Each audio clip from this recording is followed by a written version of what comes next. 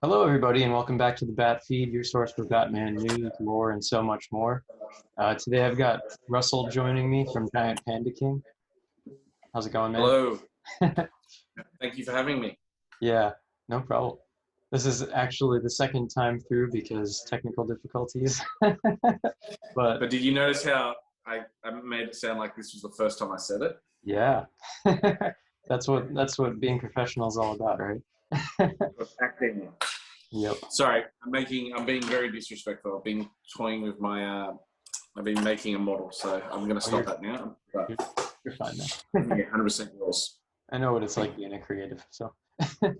Yeah, so for those of you who don't know, GiantPandaKing, you guys are based out of Sydney, is that right? Yeah, pretty much Sydney, Australia, or Yeah, just north of Sydney, Australia. I've got a giant warehouse about an hour and a half north of Sydney. So nice. Yeah, cool. Yeah, and we're talking about this book that GiantPandaKing put out. Um, you guys are very familiar with, I'm sure. But that's where most of the inspiration for the documentary videos I've been putting out, as well as like pretty much all the photographs because of this guy. So yeah. And you were telling me before your team is about 4 people, right? yeah, we have a lot of people who work with us, but the people who are like the hardcore Giant Panda King members, there's about four of us, 4 or 5 of us. It crosses over with some of our other companies because we have a few companies what do different things. But yeah, our larger group is probably about 100 people, but the actual employees of the company who are on the project from start to finish and whatnot, there's Yeah. like 4 of us.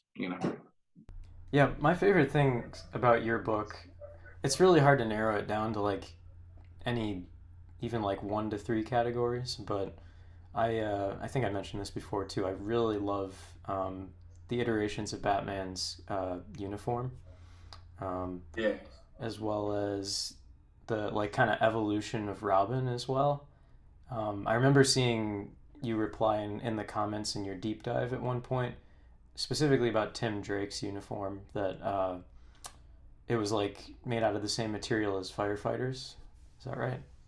Yeah, so around that time, quite thick hide leather was used for protection for firefighters and Mm-hmm. things like that in urban settings. So it made sense to us that, um, you know, flexible body armor would be also made out of the same kind of thick leather. Yeah. Um, For anybody who yeah, hasn't exactly. seen the book, yeah. Yeah, and it's the same kind of leather that we use for Batman's cape as well, and his mask, and Oh, his cool. first mask, I should say, because his mask evolves throughout the story. Sure. Um, and yeah, that's all kind of thick leather based on what firefighters would wear at the time. Mm-hmm. That's really cool. Yeah, like I have to. A lot of people who question some of the costume choices and everything like that, I have to remind them we're diving deep into the character, but also the character in that time frame of that period as well. Mm-hmm. So I think you would have seen a few comments about Dick Grayson's costume. Yeah. And I kind of go, yeah, but think of it this way. Batman didn't set out for him to be his sidekick at that point. Like he's just indulging a child Mm-hmm. who has all this anger, frustration, powerlessness with the death of his parents. Yeah. And Batman brings him in and tries to channel that by giving him something what he can own to channel that kind of those emotions. And I don't think even Batman in our version even saw it becoming a full-fledged kind of sidekick. Mm-hmm. So the costume he wears is a variation of his circus costume, what he has, and also where Robin picked his name, which was everyone thinks it's based on the bird. It's not. It's based on Robin Hood Mm. because that was the big movie out at the time when they created Robin. Sure. So it takes those two kind of references and combines them to make his costume. And as I say to people, that's his first costume. He evolves as well. I just didn't shoot the other versions of his costume. Sure. So Yeah. the book's just a guide. There's a whole lot of time in between the photos in the book where whole bunch of other stories could be told, what I just haven't showcased. Mm-hmm. I've got a few questions for you, but then also I had like compiled a bunch of questions from people in. I did a post on YouTube, and people dropped stuff in the comments that they had questions about, I and saw I there's a kind of lot of Marvel. there's a lot of people asking, are you going to do a video on Joker? Are you going to do a video on this, on that? I'm like, just be patient, guys. It's coming. You know. It's coming. There's a lot in the book. It's set Mhm. over a 20-year period. So. Yeah. It's a safe bet that if it exists in the Batman universe, it'll probably be coming pretty soon. So, yeah, I did warn you though not to do the Shadow War just yet. exactly. So, the book is an amalgam of Batman mythos and 1920s history, and you've already shared a little bit with me about like the inspiration behind that. But what were some of the biggest sources of inspiration for you behind putting this book together? One, I'm a massive history buff. And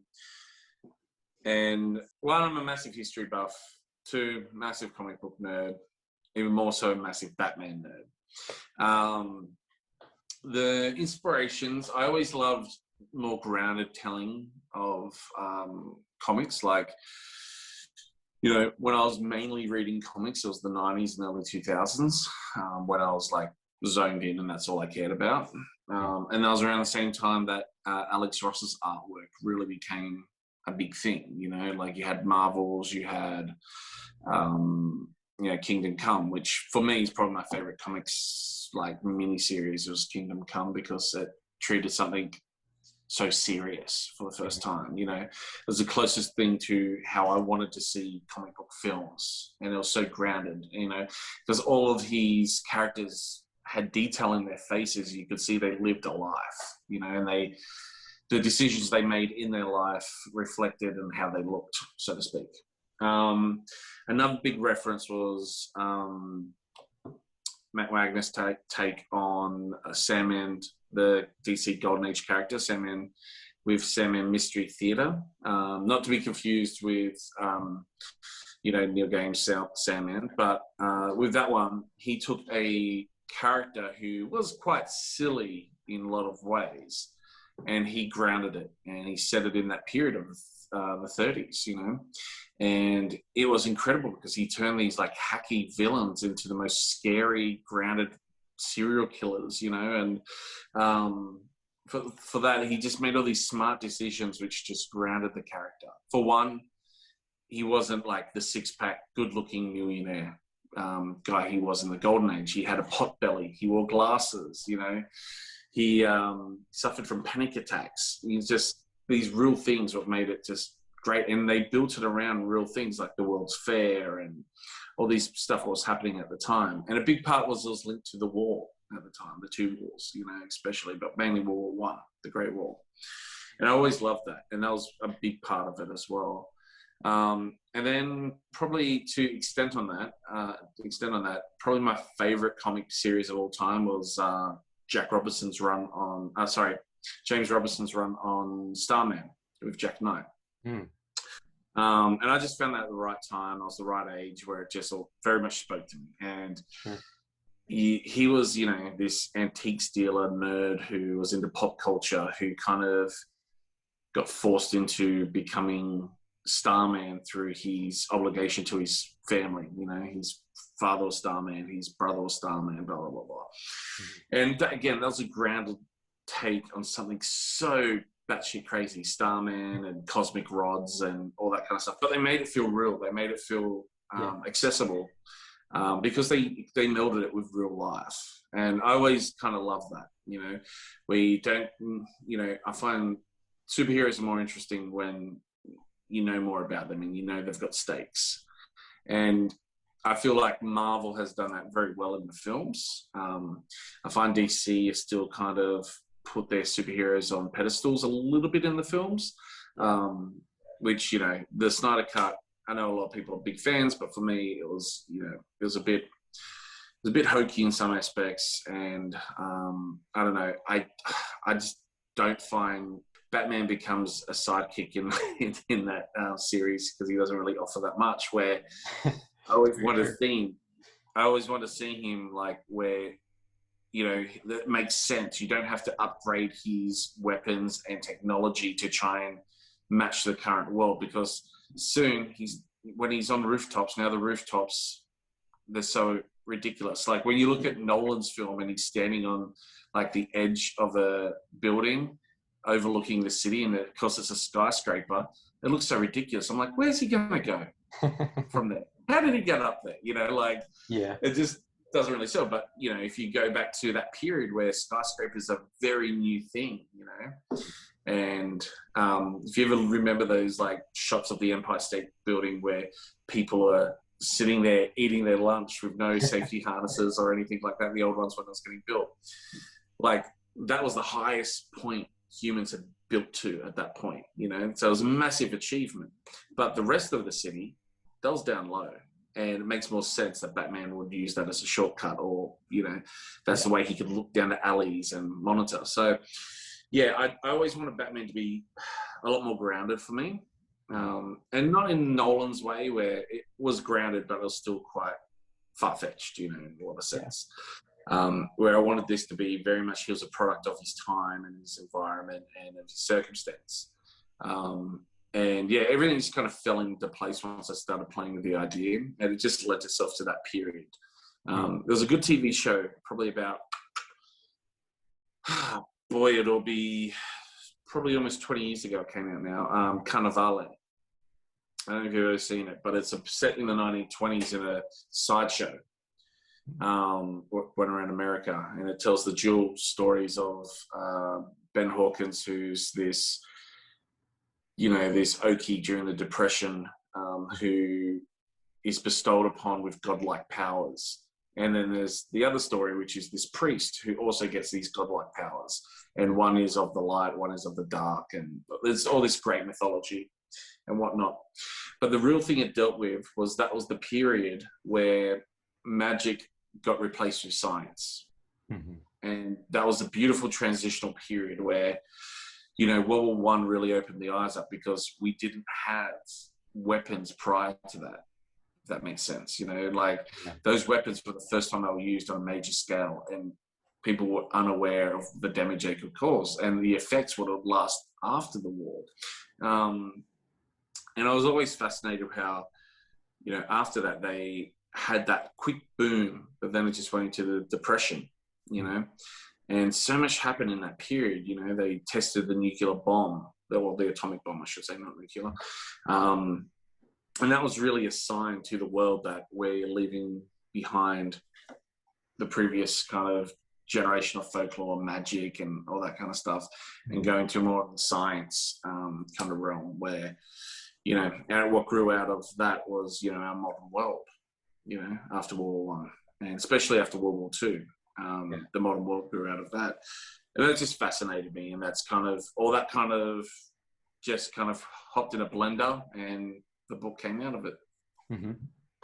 Yeah, as you were saying that, I was thinking about there's been a number of people who have jumped into the comments and been like, no Lazarus Pit for Ra's al Ghul, and it's like, it doesn't really make sense. And I mean, in this, but I don't say there's not. You don't say there's not. Like, it's I like make sure there's enough in there where people could be like, maybe, I don't know, you know. Mm-hmm. It, like the book is a point of view from Renee Montoya, where she's been putting these files together after years. So it's kind of written, you know, these files have kind of been put together in like the 40s and 50s kind of thing, you know. And that's kind of where my perspective is, that like they know as much as they know, but they don't know everything. You know, there's a lot of hearsay and, you know, whatnot. So you could have a whole bunch of stuff. Like I know a lot of people are like, oh, the Court of Owls. And I'm like, I'm not saying it didn't happen. I'm just saying it's not covered. It's more secretive, you know? Yeah. I know you're a big fan of the Court of Owls stuff. I am, and mostly just because that's about where I really jumped into Batman comics. Mm-hmm. So it's like that's a little near and dear to my heart. But it's definitely, as I've read more, especially the older stuff, I have a better appreciation for what came before. Yeah, the main thing with the Court of Owls for me, it's like there's some characters who are a bit repetitive. Yeah. Quite a lot. Like Hush is very similar to Black Mask if you look at their backstories.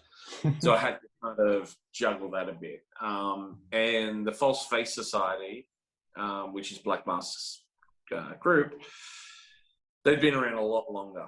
And I was also like, you know, one of the biggest references I have to keep telling people is history. So for me, doing the False Face Society is very similar to the rise of the white supremacy in the 20s, you know, what came after the Birth of the Nation, the film. And it made more sense that there would be these, like, you know, more groups styled in the Ku Klux Klan rather than like a more rich secret society kind of thing, you know, about the founders of Gotham. So not saying it didn't happen, just saying it wasn't covered in the book. Yeah. It's kind of interesting when you make a book like this, trying to like dive into something with as extensive of a history as DC Comics, because it gets really convoluted after a while.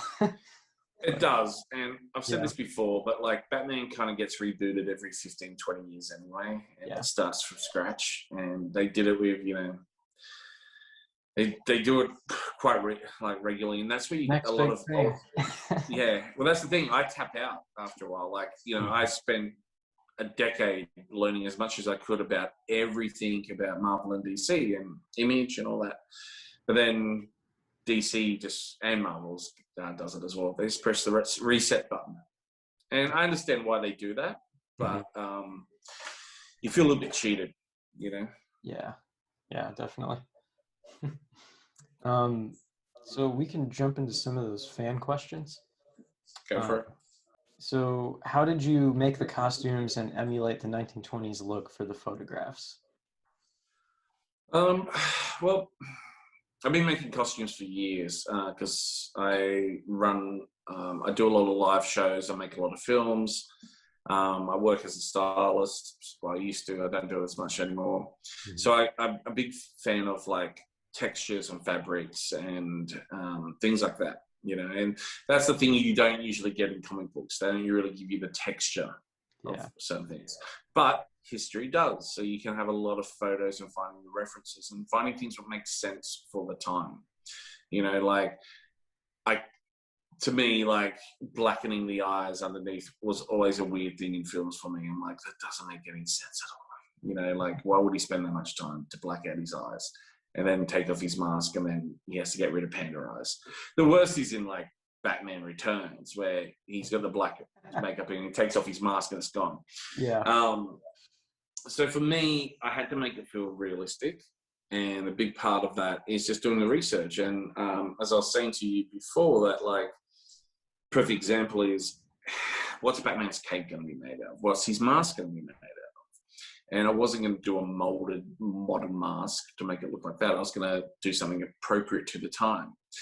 And what we decided was thick leather, like what firemen used to wear, that make their jackets and helmets out of. They're all quite thick leather hide. And that's what we said what makes sense for the time. So that's what we made our stuff out of. But then other fabrics and other costumes like, you know, Robin, you know, that had very strong character references in his past. He was from a circus. He was named after Robin Hood. You know, so those things we just pulled from.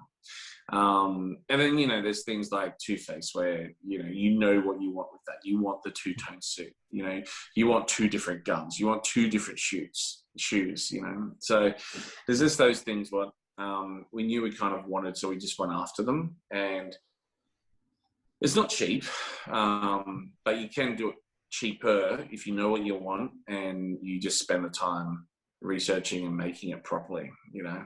And those suits we got made, like if you look at the Joker suit or the Two-Face's suit, you know, they're custom suits, you know, what we got tailored, and they make a difference, you know. Yeah. And I don't know if this is accurate or not, but Anthony House, the guy who plays Joker, is he a tall guy? Yeah, he's about 6'3", 6'4". Okay. Yeah, because I think that's roughly Noah's height, the guy who does the channel with me, and sometimes he has trouble finding certain things in certain sizes. So, Yeah, well, Anthony's so bizarre because Anthony's so skinny. It's not funny. Like if you look at the Man Bat photo, he's also Man Bat in the book and Mr. Freeze. He's like my go-to guy. I've been working with Anthony for years, and his body is ridiculous. Like he's so you can he takes off his shirt and you can see almost through him. He's so skinny, But it's perfect for the Joker because you get all these really extreme angles, and when he's got the Joker hair and the face and everything, he looks like he's 6'5". He's that kind of, and when he does the voice too, like he can do Mark Hamill's Joker. oh, So we're thinking of, because we're doing a few reshoots, and we'll probably do a little video just showing Anthony getting ready and getting into character, so everyone will be able to see what he does. But yeah, as he does it and he puts the teeth in, he gets the hair on and everything like that, he just starts immediately going and like going into the voice and getting that's the awesome. laughter going and whatnot. Yeah. In that same vein, I thought it was kind of funny. There's been a lot of people. I don't want to like butcher his name, but the guy who plays Bruce Wayne. um, Dion Panage. yeah. People have been like asking left and right if that's Daniel Day-Lewis playing Bruce Wayne. I just thought Well, it's funny because I always thought Daniel Day-Lewis would be an amazing Bruce Wayne when he was younger. And then even I did a Kingdom. I do these fantasy castings. Well, I used to so much. I've done like Justice League, X-Men, and whatnot. Yeah. But I did Kingdom Come, and it's hard with Kingdom Come because Alex Ross's stuff is so on point because he uses real models. But he's the guy who I'd want as the old Batman. That would be really cool. Yeah. And then who else I had? Oh yeah, I had Hugh Jackman as Superman. Oh, that would be so cool. Yeah, I always felt like he would be a great Superman, Hugh Jackman. But yeah, he's the other guy. He's still in pretty good shape too. Oh, he can pull it off. Don't get me wrong, but he's so associated with Wolverine these days that it's kind of hard. Yeah, I'm sorry to see him go too as Wolverine. Yeah, but we need a new one. We need a proper Canuck. We need I don't know if you even know what Wolverine's main look is based on, but there's a movie called Slapshot from the 70s. It's an ice hockey movie, and there's a guy in it called Dr. Hook who's only on screen for like 4 minutes.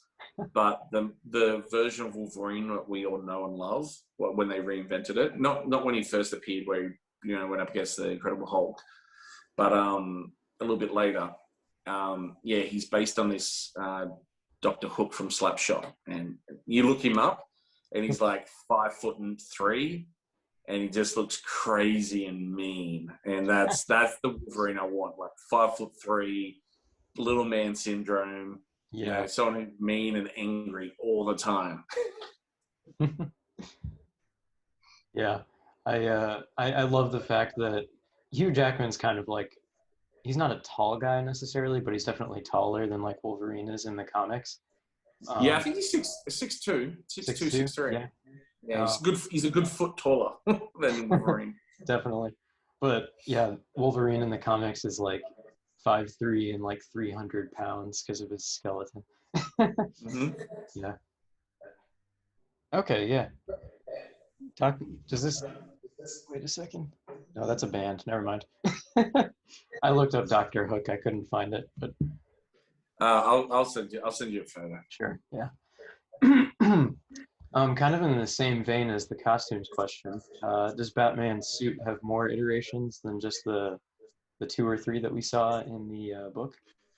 Yeah, they were just examples to show you that he constantly upgrades his costume to represent the comics. It always changes depending on the artist, depending on the time, whatnot. So he constantly will change and adapt. That's the type of guy he is. And that's what we kind of wanted to get across with I think we have 4 Batman looks, if you include Nightfall Batman and the mask of, is it Tangul or whatever it's called? I always butcher the pronunciation of that. Sure. But yeah, it's just meant to be an example that say, it's like when we show Catwoman 3 times in 3 different costumes, or the Joker 3 times, different looks. It's meant to say, kind of just say, any version what's existed in the comics, there's a counterpoint what's probably existed over that 20-year period. Mm-hmm. You know. Yeah. So that's the main thing we try and get across with that. It's kind of cool to see with Catwoman too, specifically. Like, there's nods to like her classic costume where she's got the cape and stuff. Her year one appearance, where she's like uh, still kind of like discovering her persona, and she's got her little side hustle and whatever she does. Yeah, but um, cool to see like her character evolve over time. Yeah, and that's what we wanted to get, because even people like the Riddler, we have him twice. Mm-hmm. Because that's the thing; these characters are returning, and when you watch movies, you usually only get the villain for one movie. Yeah. And there's just no growth or depth to that. And, that's why I'm enjoying Marvel now, because they're starting to bring back people from previous movies and things like that. And they've done the work. They've done the origin story. They've done the base character stuff. Now they get to play with the character, because they can, subvert it, or, develop even in a different direction. And that's what we the book's just meant to say that, these characters, like the Joker, he was around for like 20 years, and he gets more and more violent as a reflection of what's going on, Same with there's a point in the book where everything kind of shifts. It's after the Shadow War. Like, the Shadow War is the big thing that breaks Batman. It's the big kind of point what we build up to. And then after that, when Nightfall Batman, comes on the scene, he is so much more violent. So the villains, like earlier Batman, reflect that violence, and that's where you bring in more of the serial killers and because they are a mirror. Like, all Batman's villains are a mirror to him, and that's kind of what we want to show. Like, just throughout the time, everyone changes. The city changes, the costumes change, the characters change. It's a completed story. We're not pressing reset. We're not, bringing people back from the dead. It's a 20-year story that has a beginning, middle, and end. There's a line, I can't remember which of Nolan's movies it's from, but Commissioner Gordon, where he's like, we buy semi-automatics, they buy automatics. We buy Kevlar, they buy armor-piercing rounds. You're running around dressed up like a bat. I can't wait to see what comes next year. That's at the end of Batman Begins. Yeah. Mm-hmm. Yeah, but that's true. Like, it's that escalation. It makes sense to me. That's what Nolan's films did. It made it sense, and and it set up its own rules, and it stuck to them and played to them. And that's what we're very strict on in the book. It doesn't make any sense for us to bring in something which doesn't make sense to the world we've created. Yeah. Like, I see a lot of people on the all comments saying, "I'm bringing Terry McGinnis from Batman Begins." Batman Beyond, and it just can't make sense in my world in the traditional way. I might work out some way to bring him in, but at the moment, like, I don't want to go into the 70s or 80s where that would kind of take place. And if I did, would I do it in our world, or would I try and create like a Blade Runner alternative 80s or something? So it's tricky when you want to kind of go down that path, because also we kind of give everyone a little bit of hints from a different future. Like, in our world, The Dark Knight Returns has a little bit of an element, but but like, I find today a lot of fans just want more. They don't want a good story; they just want more of a story. And there is some beautiful, a beautiful kind of notion in just letting things end as well. Batman's too much of a moneymaker; they'll never do that. But like, I was a big fan of that show Deadwood. From almost 20 years ago now too. But Deadwood, that really gave me an insight on like a town of characters, and each one of them injected something into the story over this period. And what they did there, and as far as their structure, I kind of borrowed a little bit of, because they kind of foreshadowed in like the first episode or the second episode the Pinkertons by just mentioning it. And the baddest guy in town was scared shitless of it. You know, he had the word Pinkerton and he was like, you know, and our swearingen was like, oh shit. And he did everything in his power to make sure the Pinkertons didn't come to town. And then in the second season, you had like this geologist who's this kind of serial killer who gets off on killing, prostitutes at the time. And he's this geologist who comes ahead of Hearst, and he's kind of like almost like the herald of what's to come. You know, he's the harbinger of, you know, the next kind of villain what's going to come in. And we kind of borrowed that for the Shadow War in the book. So I think in that second season also, you get to introduce to a female Pinkerton agent, and she's so deadly and manipulative. Then you get introduced to Hearst, who's like the big villain who you've been hearing about for 2 seasons already. He comes in finally, and he brings in one Hearst guy who the best of the town, like the best heavy dudes in the town.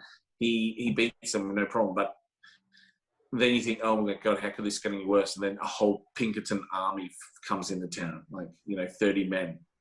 And by this point, you've just heard Pinkertons. And it just builds so beautifully how they built it up to release it. And we kind of did the same with the League of Assassins. Like, we start mentioning it in the start of the book, and we just kind of layer it and build it until it kind of both sides get enough people that they actually go to war, you know, and play it out in the streets of Gotham. So yeah, there is a lot borrowed from a lot of different references, I should say. That's cool. I'd actually heard of Deadwood, but I never checked it out. Maybe I'll have to give that another look. It's one of the best shows. It's almost like Shakespeare, the way there's a lot more swearing than Shakespeare, but they've developed their own language to a point that's almost Shakespearean. That's cool. Yeah, you actually answered a lot of the Batman Beyond questions, so I won't even need to ask those. Was there anything that you really liked but had to drop from the book? Got a lot in there.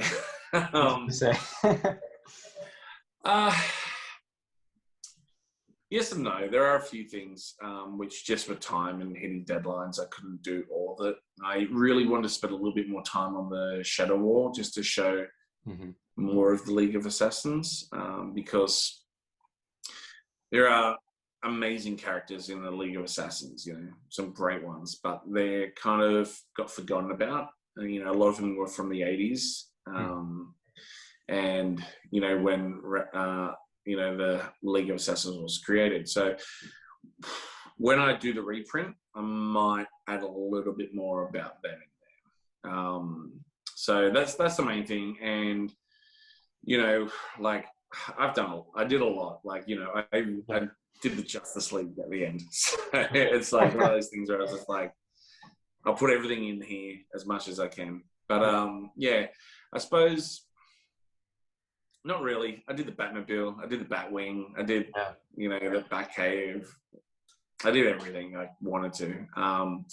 If I do add any more in, it's just basically flesh out the stuff I already have in there. It feels like a pretty complete story for me at this point in time. So I don't really need to add too much as far as the story structures goes. Yeah. I mean, I was just looking through the book again before this, and realized that Mr. Freeze, who I only recalled like the first couple times having like the one page, I flipped over and I was like, oh wait, it's his freeze gun and like his cryo chamber, and it's like I just kind of skimmed over that, I guess, because I was like so enamored with everything else going on in the book. But there's a lot in there. And I find a lot of people buy the book but don't read the book. They just like looking at the pictures. Yeah. And most of the questions I see in your comments, I'm like, it's all in the book. Like, I spent a lot of time making sure it all kind of matched up and made sense. So if you do get the book, please read it, because I did spend a lot of time on it. Yes. Yeah, it was such a huge project. And I mean, like, you just look at the back of the book and see all the people involved. And Yeah, you guys should definitely Yeah, get your hands on it it's if you like can. models and yeah, because we have so many models in it. You know, we have close to 100 models. Yeah, yeah. Another big one that popped up a couple of times was, did Batman fight in World War II after retiring from crime fighting? No, no, he actually it hit Batman pretty. It hit Bruce Wayne pretty hard. He it was kind of like this. It kind of seemed quaint, the stuff he was doing in Gotham compared to what World War II came on. You know, he would have been in his late 40s around that point. As far as the book's age is concerned, he'd be probably in his 40s around that point. Mm-hmm. So he's a bit over the hill for being a enlisted man. But he did offer a lot of services. You know, he support them. He donated money, but like, you know, he was still active. He just wasn't out there physically fighting stuff. You know, he was always very active. And the big thing I kind of want to push is in the book is that after he stops being Batman, he's still a hero as Bruce Wayne for many years. He's through the Wayne Foundation and whatnot. Mm-hmm. And Batman was a very important part of it, but it's not the only part. And that's the big problem I have with a lot of depictions of Batman is they only focus on the Batman. Yeah. Bruce Wayne is pretty much non-existent, you know, as far as it's like, I have to be Bruce Wayne, you know, where I never saw that. And that's why I always loved, you know, the take on, you know, Bruce Wayne in the animated adventures in the 90s, because they showed Bruce Wayne actually having a life outside of Batman. You know, he had loves, he had interests and whatnot. He wasn't just solely Batman 100% all the time. Yeah. And he was an adventurer. He wasn't brooding all the time, you know. If someone lost their parents when they were children and that's all they cared about when they were in their 30s still, you got to be worried about that person. You know, it's obsessive. Mm-hmm. So we want to get across that, like, yeah, that was the spark, but it's not the flame. You know, the flame is who he was. Like, he's a good person at heart. And that's what we wanted to focus on a little bit more, was Bruce Wayne is not some extra baggage that Batman has. They're one and the same. You know, they share it. And that's why, you know, he can compartmentalize. Like, you know, he can be Batman at this point, he can be Bruce Wayne at this point. And which makes Two-Face's story even harder, because he can't. That's the problem with him. He can't, you know, service those two parts of his personality. They just both are at odds with each other all the time, you know. And same with most of the villains, you know, they just don't know how to manage their mental illness. And a lot of that mental illness was brought on by World War One. So it's very hard seeing a lot of people who've been to war once return back to war, especially Batman, who went to World War One, but then spent the next 20 years fighting a war against crime on the streets. So in my story, it doesn't really make sense him going to World War Two, but he does help. And if you, as I say, everyone in the book has a real life counterpart who I based it on in history. Bruce Wayne is Howard Hughes. So if you look up Howard Hughes's kind of life, you can kind of pick and choose elements which kind of suit the story, you know? Yeah. And I always say, like, you know, the Joker's based on a combination of John Dillinger and Salvador Dali. Bane's based on Charles Bazin.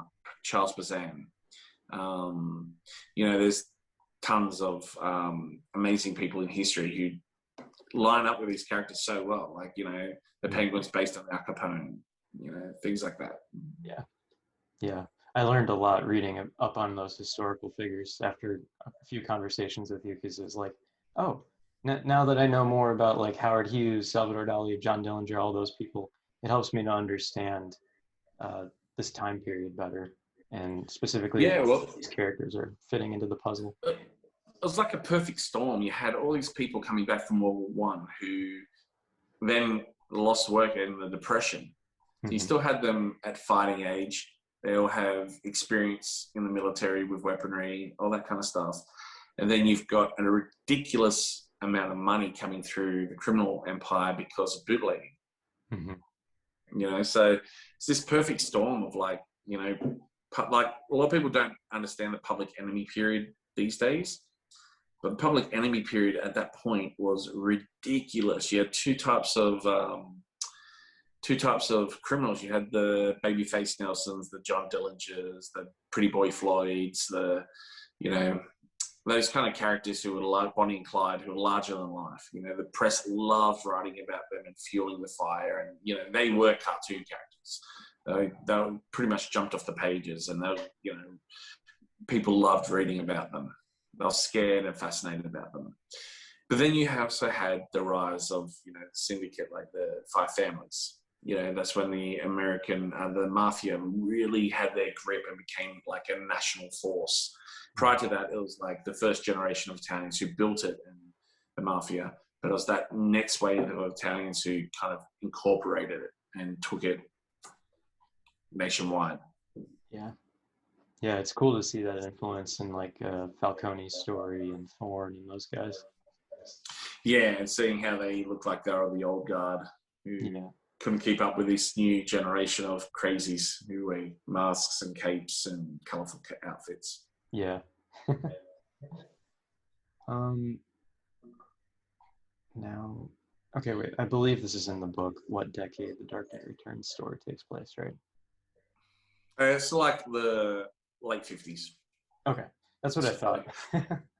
Yeah. Yeah. So basically, if you, in my mind's eye, the mutants are kind of based on. Have you ever? There's this great movie from like the late 70s called The Wanderers, which is set in the 50s. It's all about gangs in was it New York, New Jersey? I think it was New Jersey, but I could be mistaken. And in that, you've got a whole bunch of amazing gangs, and you have the Wongs, the Ducky Boys, the Wanderers, all that. And then, but there's this one gang called the Baldies, and the whole thing is they shave their heads bald because they don't want their hair to get in their eyes when they fight. Mm-hmm. But to me, they look like the mutants. And their leader is called Terror, and he's this big man, big bald head. And he looks like the leader of the mutants, to me.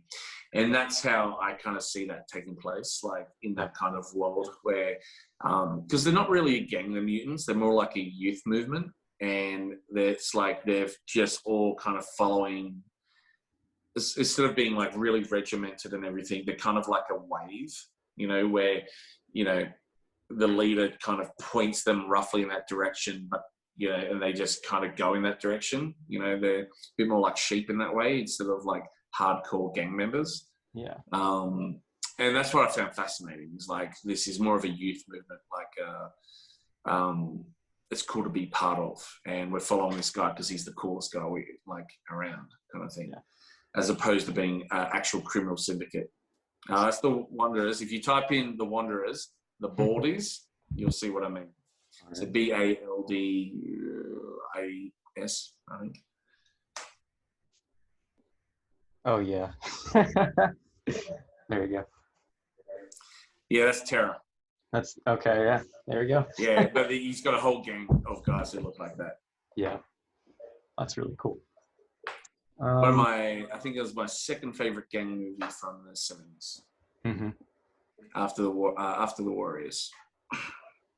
I remember you sending me a photo of like the greasers with all the slick back hair and the leather jackets and stuff. Yeah, so that was the same period, and that's kind of like the Wanderers there. Mm-hmm. So that's definitely that's just another youth group around at the time. But yeah. So, and if you ever see the film, there's they're a combination of all the gangs in there, kind of thing, like the Ducky Boys. Are they called the Ducky Boys or Dudley Boys? I don't know. I can't remember. It's been a while since I've seen it. But they're kind of like just a suburb of weirdos who live in this city, and there's like 200 of them. And they all just show up at the end all wearing grey kind of tracksuits.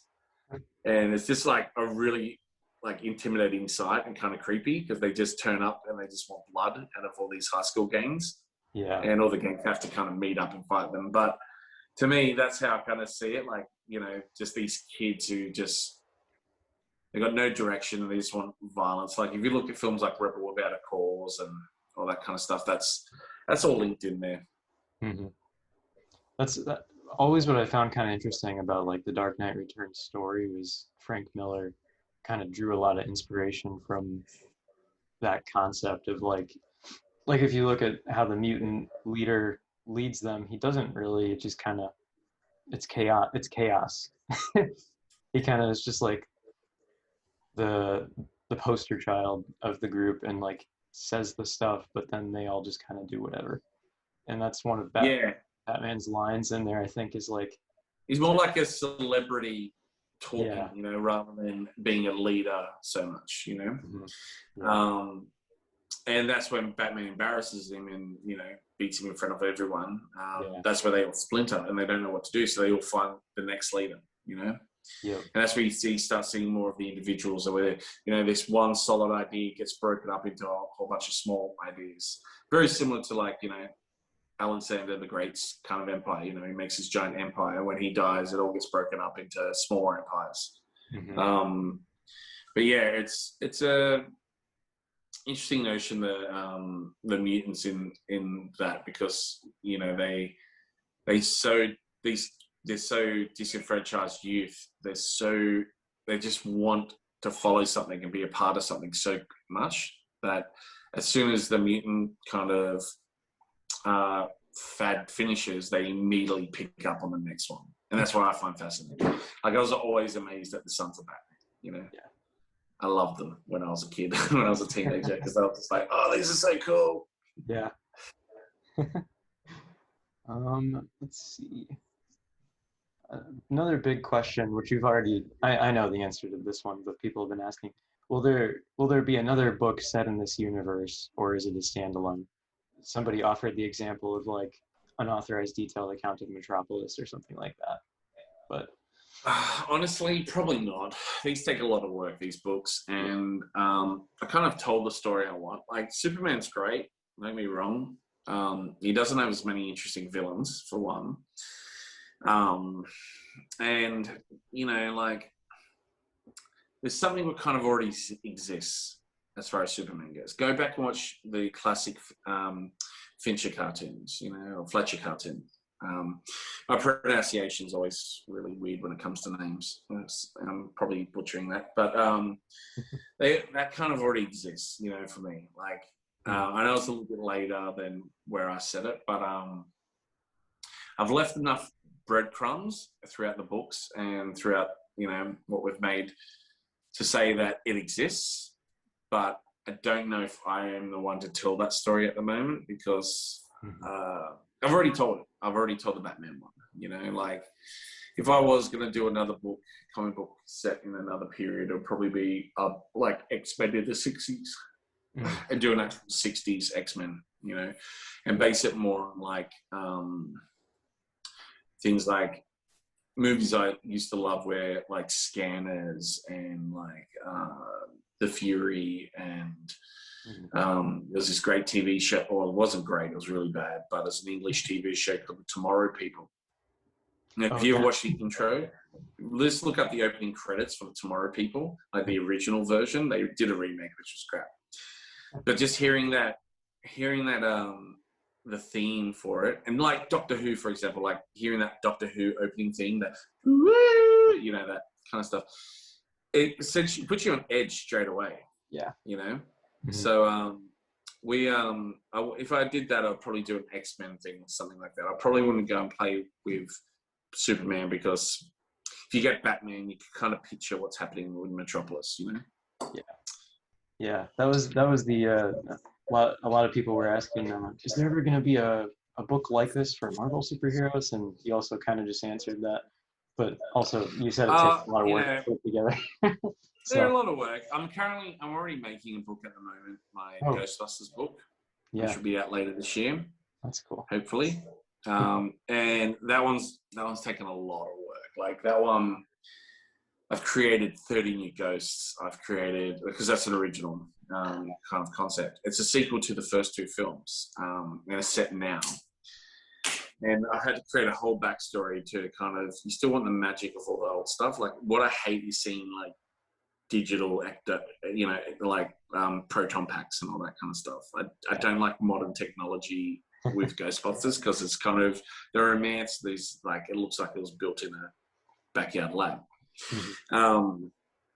But yeah, we've worked out a way, and I'm really excited by it. And I've created like 6 new vehicles, 16 new Ghostbusters.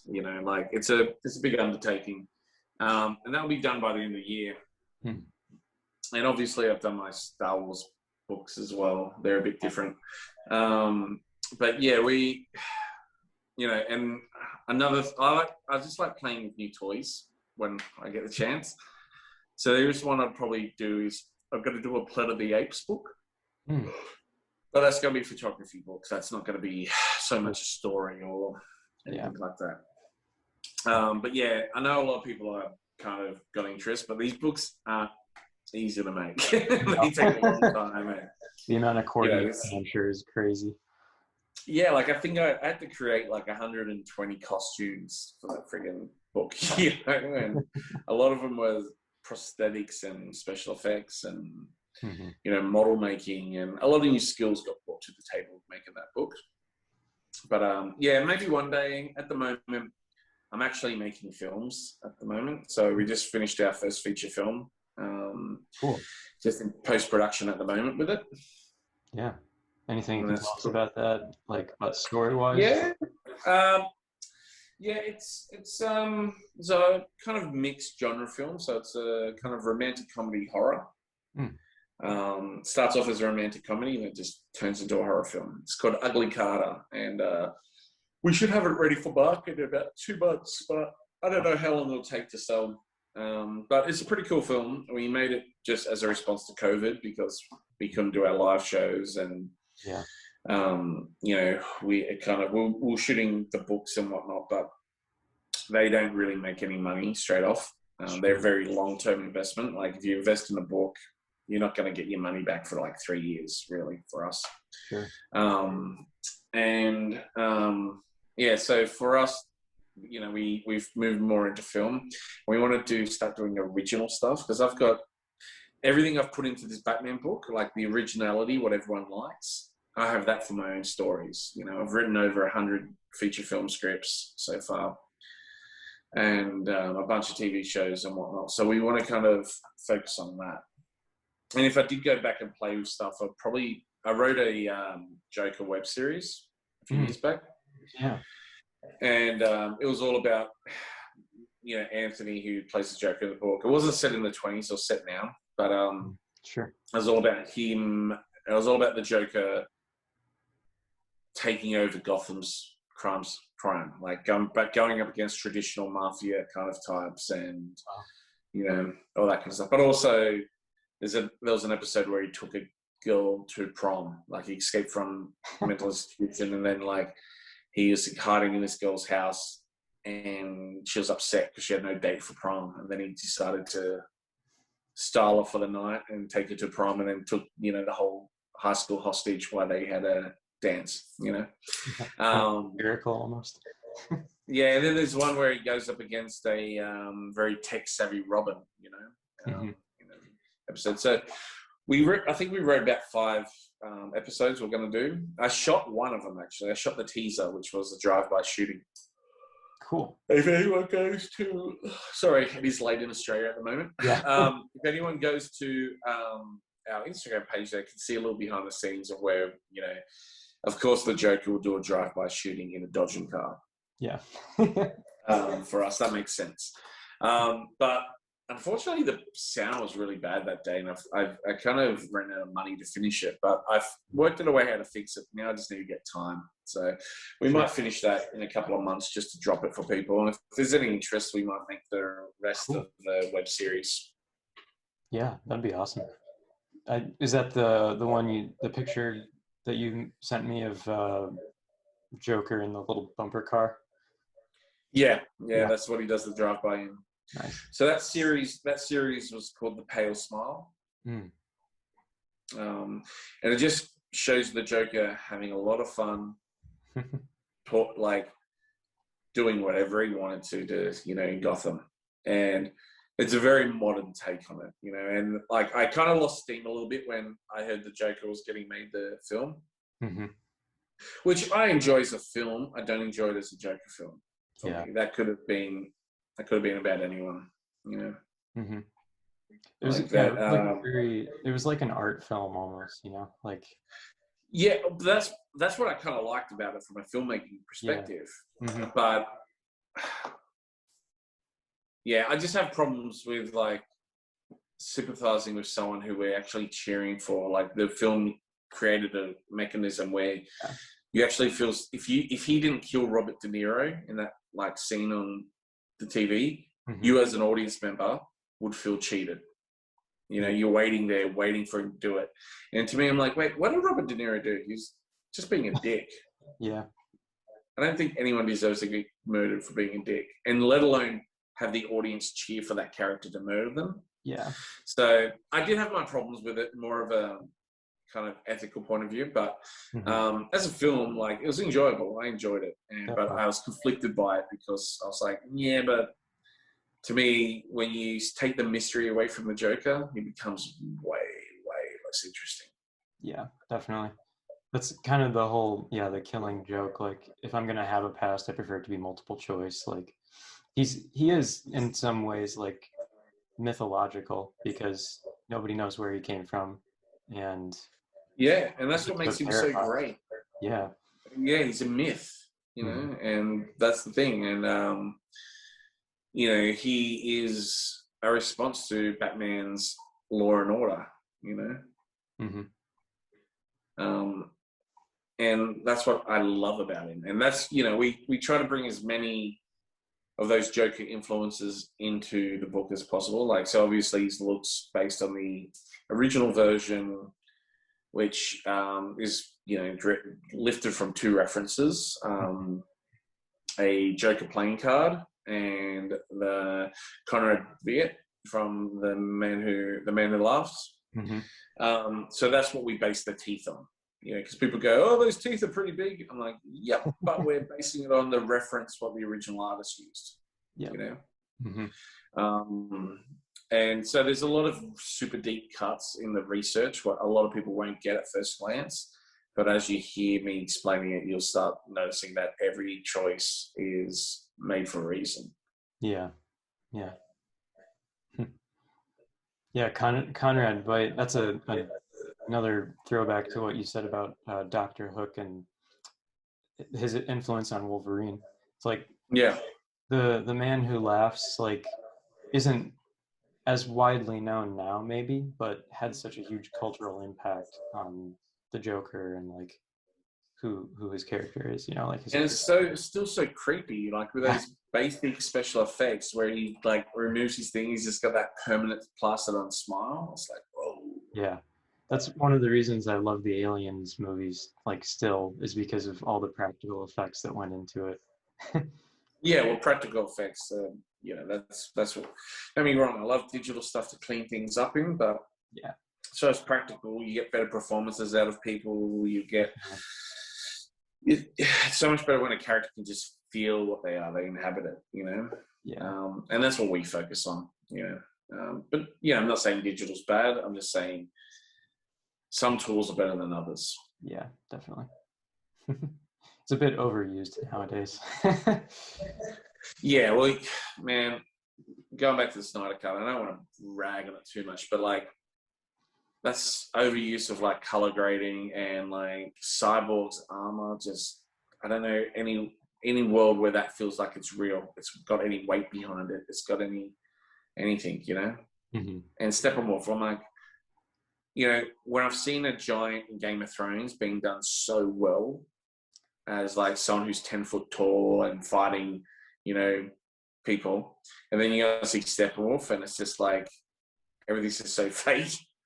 I find it a bit hard to kind of immerse myself in it as much. Yeah. I know a lot of people don't have that problem, but for me, it's really hard. Well, you see it behind the scenes, and it kind of takes the magic away a little bit because it's just a guy in like a suit with like dots all over it, you know. And like, how are you meant to feel like? How I know they're actors and professionals, but how are they meant to give a realistic performance when they're just looking at a guy who's wearing a grey suit and shows all the warts and all as far as how tight it is. Yeah. Cool. Well, that's pretty much all I got. So we can wrap up because I know it's starting to get late over by you. But no problem. No, that's good. I don't get to talk about it that much with people because no one else is into it as much as I am. So yeah, it's actually refreshing to actually be able to explain it a bit. Yeah, it was awesome having you on, man. Thanks so much for taking the time. No problems, dude. Glad to have fun meeting you. Keep up the good work, man. Yeah. And for the book too, how long are the pre-orders going to stay open? Just for anybody who wants to pre-order. So we'll keep it up open till the end of April. End of April. So you've got about 3.5 weeks to put the order in if you want pre-order. Now, I'm just saying we're only printing what people pre-order. We're not a company which just constantly makes it. They're meant to be almost like artwork, like prints, the collector's items, so usually, we don't know, we might number these, we don't even know yet. We're still deciding on that. Sure. But the whole point is, pre-orders are the ones who get them. We don't know if we're going to have any extra afterwards. But after this, I doubt if I'll be doing another run anytime soon. So if you don't get it on this run, you could be waiting years before I do it again. So jump on that pre-order, guys. Yeah. All right, cool. Well, Awesome, Jacob. Yeah, thanks. Thanks, man. I'll speak soon, dude. Definitely. Yeah.